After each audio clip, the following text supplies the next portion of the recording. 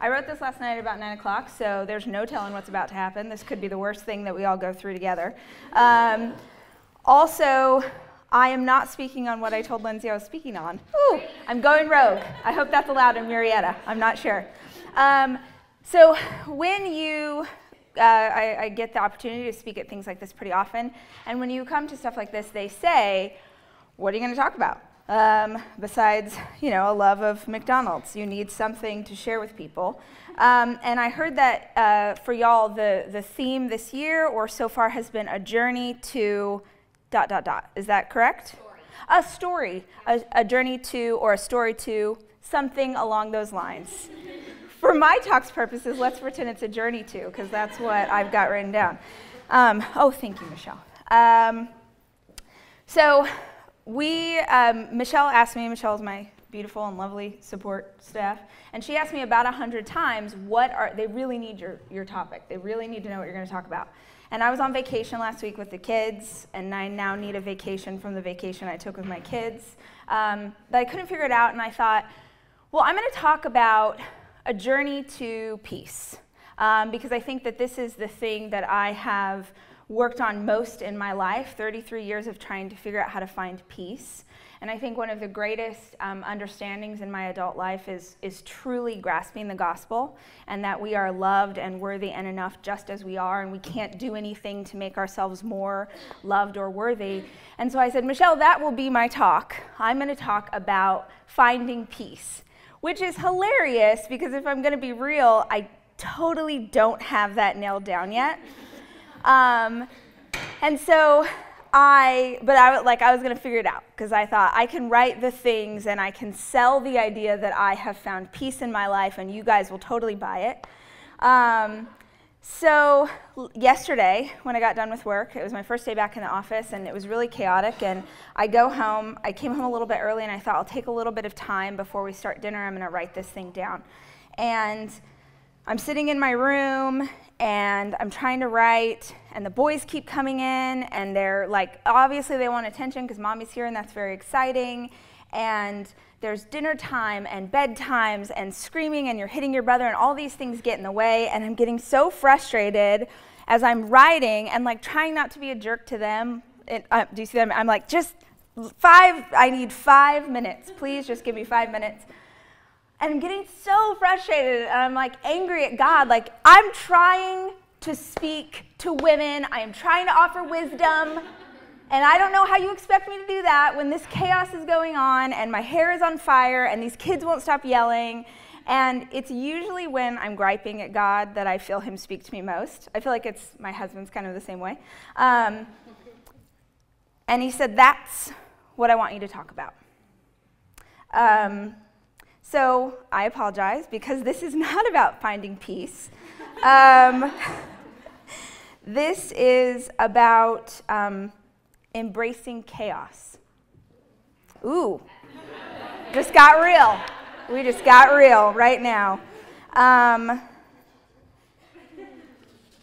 Sorry guys, I'm gonna find my next point.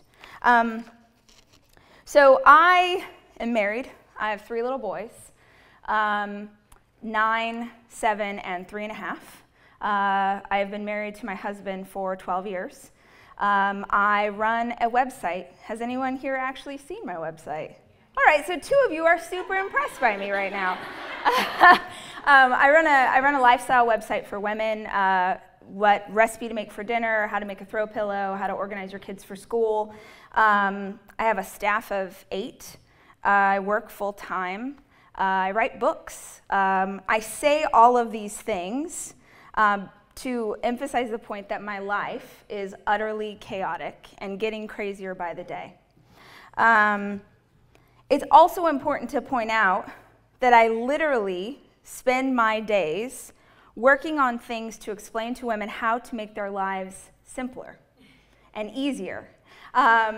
So this is crucial because I'm about to give you an entire speech on running toward chaos, on walking through hard things, on accepting the season you're in, even when the season sucks. And I feel like I'm a pretty big expert on living through sucky seasons. I feel like probably half of my childhood was that. Anyone else? Anyone? Sucky seasons? I know I'm not the only one, ladies. I'm going to ask you to raise your hand like 50 times. Just embrace it. Just go there.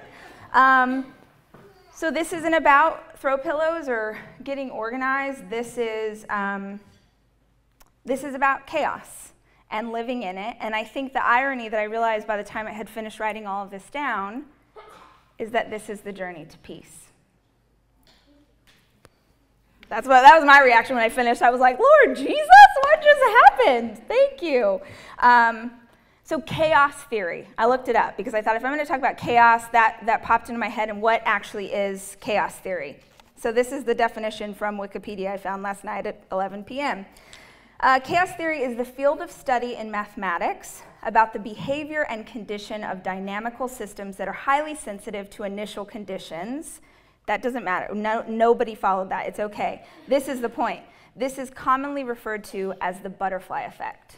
You guys heard of the butterfly effect? Not the Ashton Kutcher movie. That's a different thing. Thank you for laughing at my joke.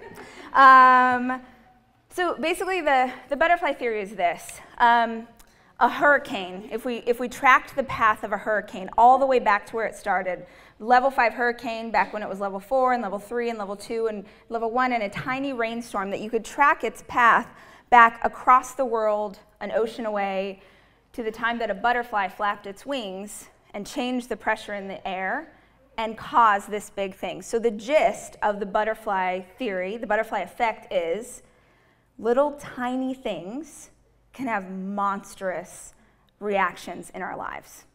I'm going to get back to that. So here's my chaos theory. My personal chaos theory is that we are all, every single one of us, living in chaos. In different ways. Some of our chaos, some of our lives are crazier than others. Some of our seasons are more chaotic than others. But every single one of us is living in chaos. And the difference is whether or not we're willing to admit that that's true. So chaos looks like my 3-year-old wakes up at least once a night. These are literally my chaos things. My 3-year-old wakes up once a night, tries to sneak in bed with us, throws a holy meltdown when he can't. I end up like sleeping in his bed on like a Clifford doll, and my back is out, and it's a whole thing. My website crashed, and we don't know how to fix it. You have to use HTTP, not HTTPS. Do you know what that means? Because I still don't. When you share our links, they don't always work. My brother-in-law has been in the hospital for a week. My husband is on a business trip for 10 days. I get hives or Bell's palsy or stress-induced vertigo. I spilled an entire gallon of milk. A bird just pooped in my hair. A baby just pooped in my hair. I fought with my husband, my mom, my sister. I fought with my husband's mom's sister. Y'all can fill in the blank with your own kind of chaos, but it hits us every day, and the reality is that we're all in it. I think the difference is how we cope with it, and I decided that we all cope with it in one of 4 ways. This is based on no science. This is last night when I had a glass of Pinot Grigio, and I was like, how many ways? Here we go. So one of 4 ways you deal with your chaos. You ignore it. And as I go through this list, because I know we're going to talk about things later, I learned, one of my questions to you is, which one of these are you? And if you're a 5th way, let me know, because I need to add that to my list. You ignore it. You pretend it isn't there. You keep your head down. You keep working. You work harder and harder because nobody can hit a moving target. You battle it. You clean the kitchen. You clean it again. You clean it a 3rd time. You brush their hair. You wash their faces. You change them into new clothes so they look perfect. You try and manage everyone around you because that gives you a sense of control. You drown, that's 3, here we go. You drown in the chaos. It's all you can see, it feels insurmountable, it's everywhere, and no matter what you do, it doesn't get better, so you wallow inside of it. The problem, I know I only did 3, I know. The problem with ignoring it is that chaos is stressful and it will catch up to you.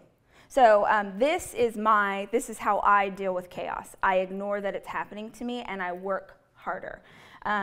This is great. This means that I am the most productive person you will ever meet. It means that I can write books and have 3 kids and win at all the things, and it's not a problem until I get Bell's palsy for the 3rd time. Has anyone ever had Bell's palsy in here? It's a stress-induced facial paralysis where half of your face is paralyzed. Literally the entire left side of my face just is lower than this. You have to wear an eye patch, which is super attractive to the men that you see in life. You can't chew. You have to hold your mouth closed while you chew. When I haven't gotten Bell's palsy, I have suffered from vertigo for 2 years before a doctor finally told me, do you notice that your vertigo flares up every time you're stressed out? Which is all the time because you don't take any time for rest. Because all you do is work, work, work, work, work because you are hustling for your worth. So this is how I manage my chaos, is I pretend it's not there. And I will be totally honest, because I think that when you are honest in your life, it gives other women permission to say, me too. I have that too. So not only do I ignore the chaos, but there are times that I have ignored my children. I will reach for the thing I am good at. I am great at work. I'm so good at it, you guys. I'm the best boss, I think, right? High five, Jack. I'm a super good boss. I'm a great writer. I'm great at all these things, and being a mom is hard. So I have found in life that there are times that I will reach for the thing that I'm great at and ignore the stuff that's hard because it's just easier that way. The problem with battling it, the problem with battling chaos, if that's how you deal with your own chaos, is that you can't. Is that life is crazy and stressful, and sometimes it gets worse before it gets better. Battling it makes us feel impotent and angry and makes us feel out of control. It also, I think, you assume that the chaos is the root of your problems, and it's not. You think like, well, I'm having a hard time because our house is messy and my kids are crazy and all of these things are going on, so I'm going to focus on that. I'm going to make sure that we're spick and span and we look great on Instagram and life is great and your marriage is falling apart because you're over here trying to control chaos instead of looking at what's really going on. The problem with drowning in your chaos is that it isn't healthy, is that you are stronger than this, is that you've got babies to raise and bills to pay, and sister, you cannot do that if you are hiding under the covers. I think the biggest problem with all 3 of those things is that any one of them implies that you are the one in control. I think that when we get really good at things, battling, ignoring, going to work, creating the perfect Pinterest birthday party, whatever those things are, when we get really good at it, we start to think that we don't need God. Like, Lord, I'm really, really good at work, so I don't need to bring you here, but if you could help me with my relationships with my sisters, that would be great. Or, you know, my marriage is solid. I have the best marriage. We don't need your help there, Lord, but if you could advise us on finances, could we pray over our finances? You can help us pay the mortgage this month. That would be awesome. When the reality is that we're not in control of any of these things. So be careful about the things you're good at and assuming that you are the one who is responsible for you being good at that thing. I think talking about the butterfly effect, talking about the idea that something small can turn into something monstrous, I think this plays out a lot in chaos, in crazy, hectic lives. Something little, we have all been there, for sure we've all been there, either with our husbands or our kids or our friends or our family or something, where it's something so small and inconsequential. My husband, he's gonna kill me, never ever picks up his boxers off the floor when he gets in the shower. Never. They're always there. Like, the hamper is within sight. Like, it's right, like, make a basket, roll it up, throw it in the thing. This is not that hard to do. Oh, he's gonna kill me. But, real, right? Wouldn't that be funny if it was like a picture all of a sudden? Just Dave standing there so confused. We go live now to Dave Hollis. Let's ask him. So he never picks up his boxers. And whatever, like, fine. You succeed in all kinds of other ways. Like, you just don't see them, whatever. But then when chaos gets worse, the boxers become symptomatic of something else. And then it's day 7 and you walk in and you're like, he doesn't love me. Clearly, this marriage is all falling apart. Like, he's throwing the boxers in my face. So I think be careful about letting the chaos run away with you, because it becomes symptomatic. Like, these little tiny things turn into something much bigger. So we talked about the ways, battling it, drowning in it.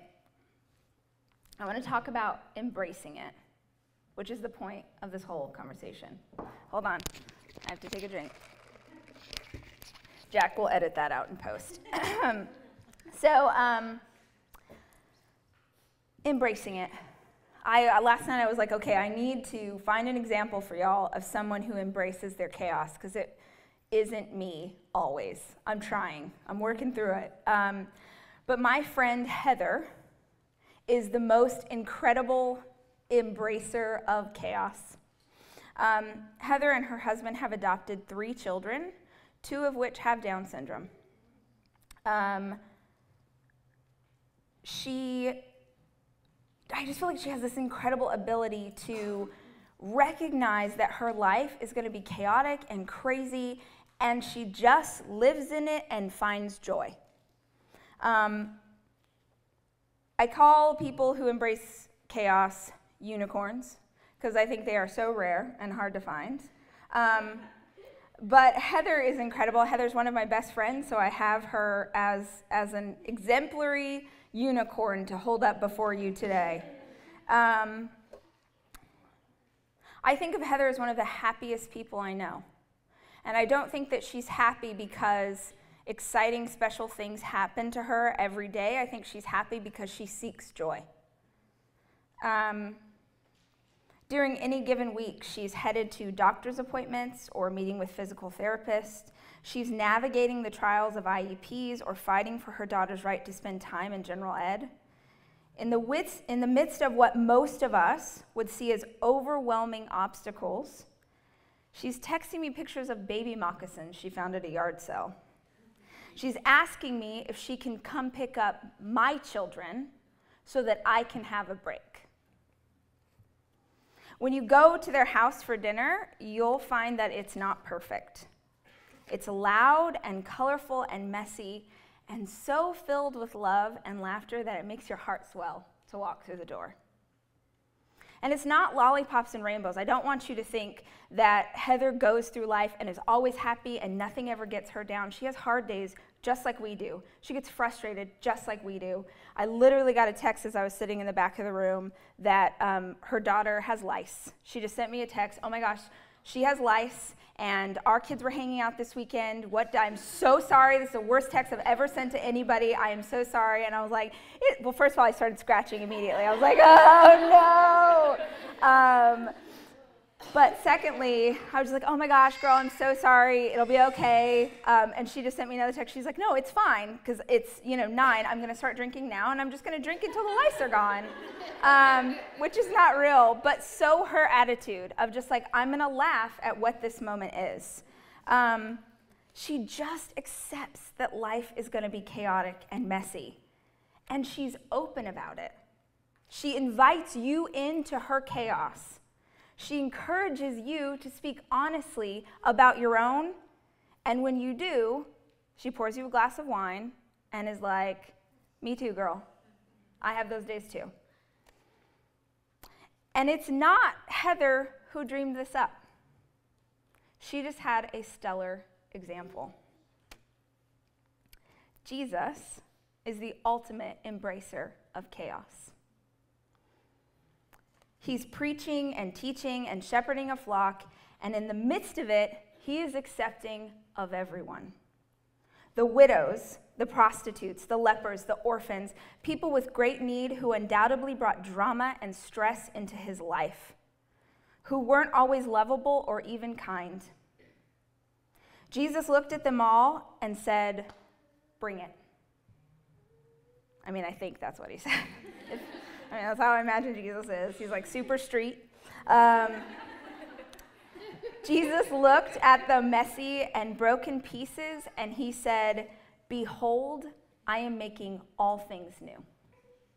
Jesus looks at our lives with their chaos and fears and frustrations and he says, "To everything there is a season. To everything there is a season. And a time," nope, she's got it, "and time to every purpose under heaven." My dad is a preacher, and I just messed that one up. It's literally a Beatles song, and I messed that up. Dang it! The whole talk's going to go downhill now. I feel like all of us are sort of sitting in our houses, in our neighborhoods, in our cities, and you're thinking, this is so hard. Nobody else understands what this is like. Blah, blah, blah. And God is up there, and he's like, "Good and perfect daughter. I have been talking about this stuff since Jump Street." I told you he's street. In my head, that's how God manifests himself. These things, I feel like I do this where I'm like, I get away from the word, and I think this doesn't have meaning on my life in 2016. Lord, you don't know how hard it is to do the things that I'm doing and to live the life that I'm living. And then when I go back to it, I find over and over and over again, he was always talking about this stuff. The core of who we are and what we need to reach for, he's always been telling us the same things over and over and over. We just need to listen to it. Okay, so maybe you're hearing this thing, you're like, "Rachel, you've said chaos 175 times. I'm in, I get it. I need to embrace this and calm down and take a breath. How do I do it?" Because I hate that when you go to hear someone speak and they're like, "Here's the thing." And you're like, "That is awesome, sir. How?" So I made a list of the things that I do in my own life, and I'm the first person to say I'm not perfect at this, but these things help me, and I hope that they will be helpful to you too. Number 1, give yourself some grace. Give yourself some grace. Where is it written that we are supposed to be perfect? Where is it written that we are supposed to knock it out of the park every single day? I have a bad temper.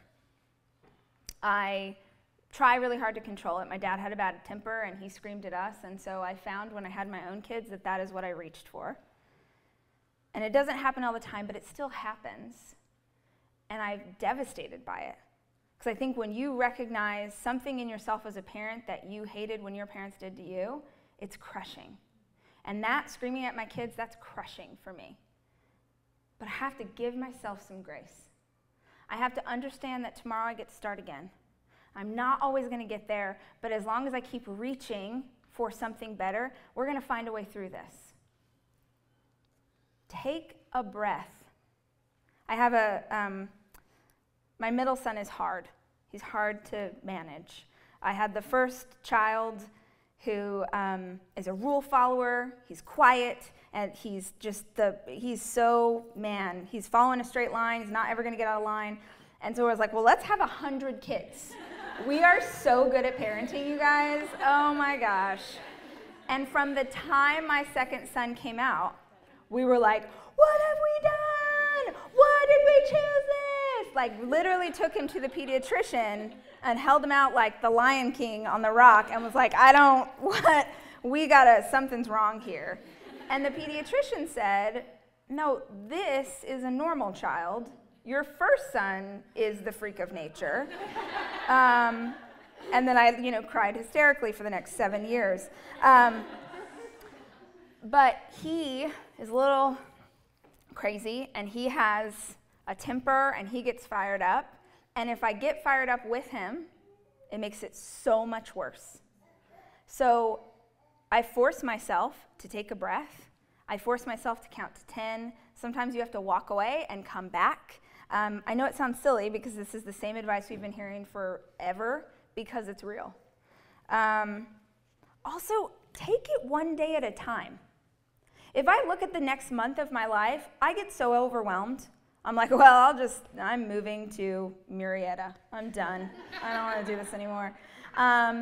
So you sometimes just need to take it today. I'm just going to get through today. And girl, if you can't get through today, then try and get through the next hour or the next 5 minutes. Find humor in the situation. Like those times where you're like, I have to laugh right now or I'm going to start crying. We're so close, and I'll talk about this in a minute, about to adopt. We're going through LA County foster to adopt. And in order to do that, you have to have several meetings with the social worker, which is scary. Because you're like, are you going to give me a kid, or are you actually going to take away the kids that are here in my house right now? So you're nervous, right? And they want to interview your own children. If you have kids, the county says, well, we got to interview your kids and make sure, you don't lock them up at night. They might now with this talk. So she said, I want to talk to the kids, and I thought she would just talk to our older boys who are 9 and 7 and capable of having some kind of real conversation. And she said, well, no, I'm going to talk to them all, but I'll make it understandable for a 3-year-old. And so we're like, okay. And I think she's going to ask him, like, what's your favorite color? And then if he says, like, black, then she'll be like, oh, black. We've got trouble here in River City. So she says, she just, like, right out of the gate, she says, what scares you? What scares you, Ford? What's scary? And I'm like, oh, this could go so many ways. And you don't want to interact with them or like look at them or talk, because you don't want them to think that you're giving them cues like, say nothing scares you. Say that Jesus is with you at all times. You're like, oh no, fingers crossed. So I'm thinking like maybe the other boys, like the middle son, I thought for sure he was going to say something just to be like funny, and then we'd all have our kids taken away and be thrown in jail. But it's the 3-year-old who says, like in his cherub voice, what scares you, Ford? And he goes, Daddy scares me in the night. And I'm on one side of the couch and David's on the other, and we're like, what? And she's got her pen and paper and she's ready, and she's like, okay. How does Daddy scare you in the night? And Ford says, sometimes in his bed. Oh no, for reals. And then you just you're like, well, this is where I have some kind of accident on my own sofa. And I'm like, we need a what? Let's just get through this. And as she's asking him the questions, he explains that when he gets up in the middle of the night, out of bed when he's not supposed to, that Daddy has a grumpy face. And sometimes a grumpy face is scary in the middle of the night, but it took 15 minutes to get there, and Dave and I aren't allowed to speak, so we're like, what's happening? In that same interview, they go through a list of, has anyone done foster care, foster to adopt, anything? Okay, so in that same interview, they go through this list of questions, and we're adopting a baby, and we have recognized for a long time that because we are called to adopt from LA County, that we will likely get a child who has been exposed to drugs. But they're very specific. They want to know what kind of drugs you will take. So you have a 10-minute, they're going through it, and she's just reading, because this is just her job. Will you accept a baby that's been exposed to heroin in utero? Will you accept a baby that's been exposed to cocaine? She's just going through this list, and it's so horrific. Any single one of those things is so horrific, and we're just answering like, yes, no, yes, I do want power steering, can I have heated seats? Like the whole thing feels so awkward that I just start laughing, because if you don't laugh, you'll cry. So find humor in the situation. Hold on. Look for the fruits of the Spirit. You didn't think I was going to go there, but I did. It's like when we were little and we would eat our breakfast and listen. Did anyone have that tape, that the fruits of the Spirit? Nope, just me. Yes! All right, girl. You're on my team. I got it. Look for the fruits of the Spirit. Opportunities for patience, peace, kindness, understanding, generosity, gentleness, modesty, self-control. Look for opportunities to be those things. Write them on Post-its. Write them on your hand. Put them up everywhere. Because I promise you that if you are looking for opportunities for kindness, if you're looking for opportunities for gentleness or self-control, you're not going to be focusing on this big whirlwind that is your life. You're going to be living in that moment. Take a break. Take care of yourselves. Go on a date. Get your nails done. Go for a run. Watch a movie. Read a book. Whatever it is to you, you are allowed. Right now, I'm giving you permission to take time for yourself. The world's not going to fall apart. Your kids aren't going to stop loving you. They're not going to not know how to read because you took 2 hours and got your nails done. You cannot take care of other people if you are not taking care of yourself. So please give yourself permission to have a little bit of time. And I don't mean once every 6 months. Once a week. Everyone will live. Give yourself a break. Find your tribe. If you don't know what it is, look around your table. I love speaking to women's group because I love any situation where people are creating opportunity for other women to find a community. But the thing is, you can be surrounded by a table of awesome women and never truly know them and never let them truly know you because you are not honest about your life. The question I'm going to ask you guys later at the end of this is, how does your chaos manifest itself and how do you deal with that? And I would encourage you to be honest because I promise you that when I say things like, I scream at my kids, that hurts my heart. I don't even want to say those words. It makes me want to cry. But someone in this room, at least one person went, I scream at my kids.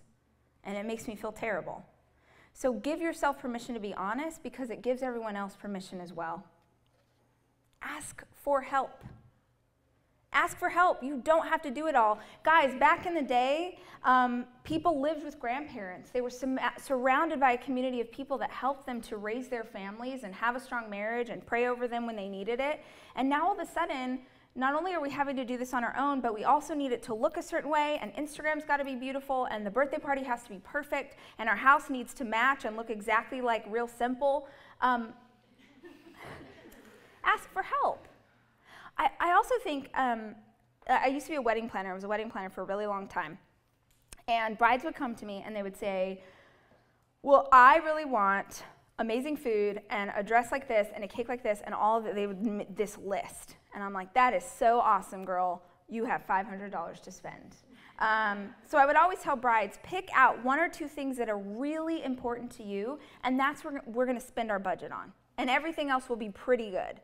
So pick out 1 or 2 things to you that are really important, whatever that looks like. You want to homeschool your daughter, that is so awesome, even if she got freaked out.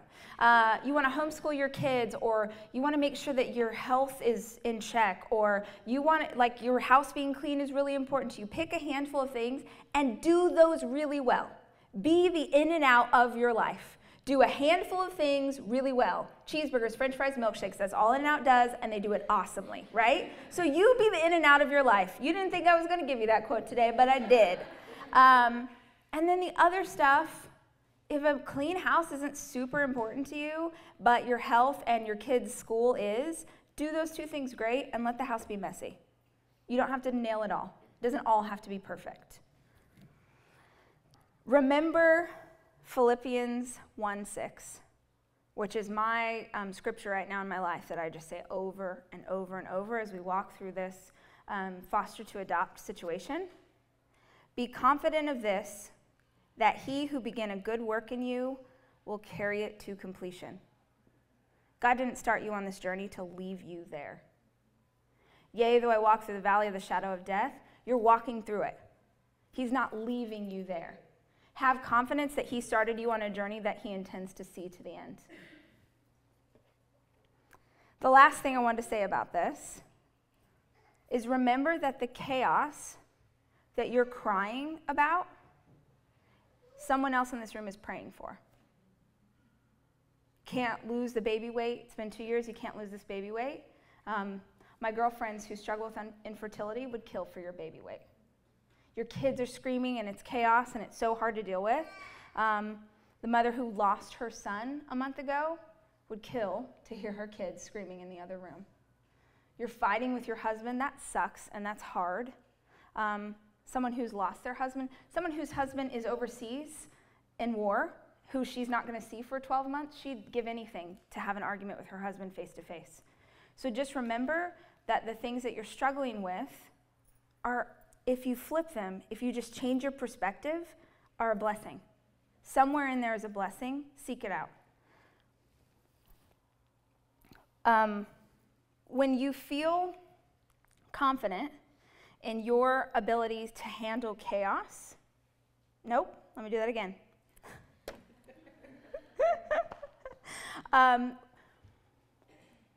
It's not about feeling confident in your ability to handle chaos.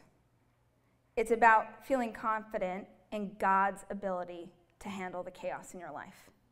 And when you just accept, when you're like, because this is me and Dave right now, we're like, well, our lives are already insane, let's keep going. You don't just hide from it or manage it, you seek it out.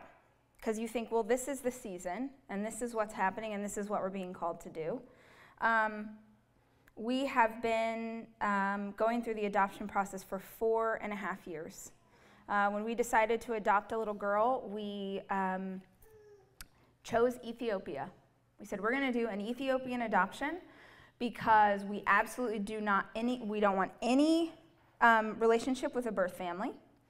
And we want to make sure that our kids are as healthy as possible. And so we want Ethiopia because in Ethiopia, most of the time children are in orphanages because of poverty or because their parents have passed away, not because of drugs.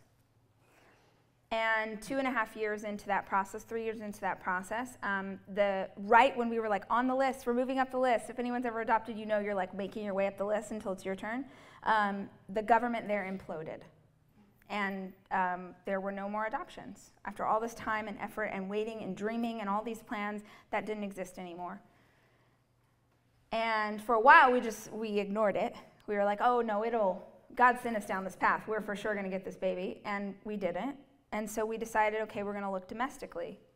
And Dave, it was really important to Dave that we do private adoption. Because again, don't want a relationship with a birth family, don't want any medical issues or drug exposure.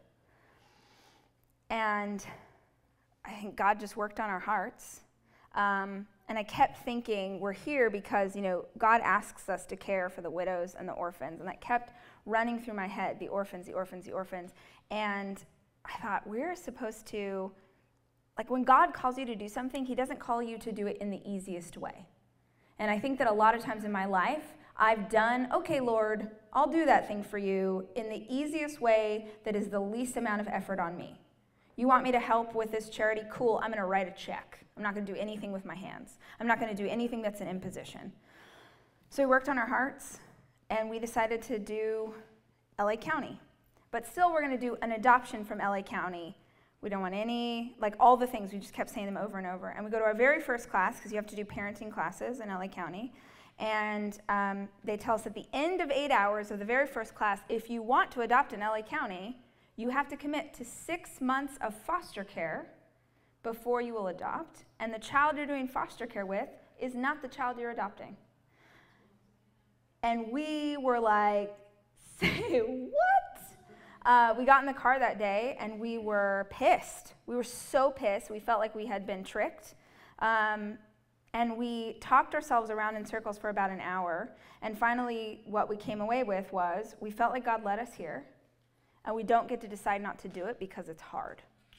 So we had to go home and explain to 3 boys what foster care was. That we were going to have a baby that comes and lives in our house and will likely go back to her parents. And explaining to a little kid, my middle son, who's like, Mommy, I feel like I would miss a baby if we had her for a while and then we had to send her back somewhere. And I said, I think I would miss her too, but I would rather do the thing that's right, even if it's hard on me, than choose the easier way because it's hard on me. So we could right now pull a trigger. Like right now I could call and say, pull the trigger, the Hollises are in. And we would have a foster care baby because that's how great the need is in Los Angeles.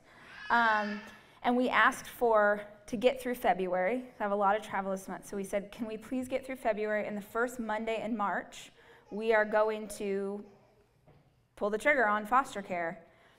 And then there's a chance, just let's go crazier here, there's a chance that while you have a foster care baby, you get your adoptive baby. And then what happens if the foster care baby isn't able to reunite?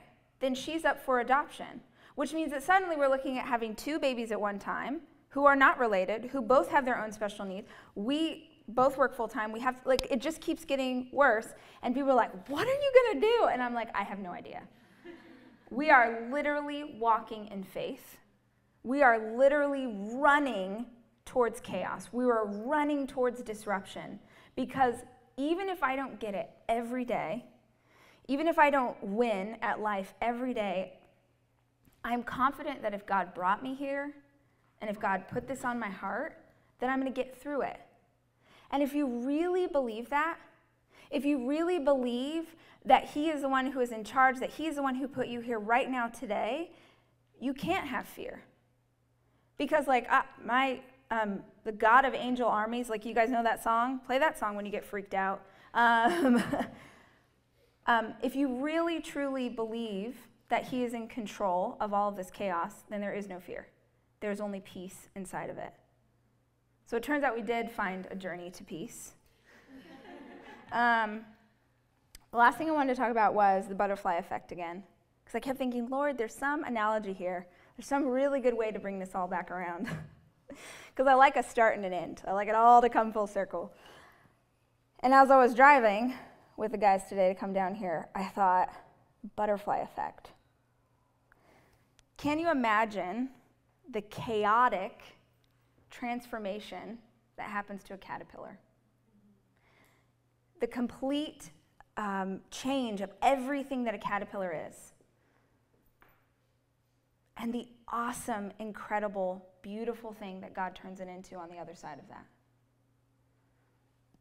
I know that it's hard. I know that y'all have hard days, because I have them too. I know that you have days where you think like, who thought I could do this? Amen. Yeah, right? Do you think that being the caterpillar who's being transformed, do you think that it doesn't hurt? Do you think that it's not hard? Do you think there aren't times, let's assume that the caterpillar has brain function and all of that, that he doesn't think, that we don't think, just kidding. I don't want any part of this. Of course not. But the only way that you turn into a butterfly is to go through that process. And I promise you that you're going to come out the other side of this as something more beautiful than you are right now.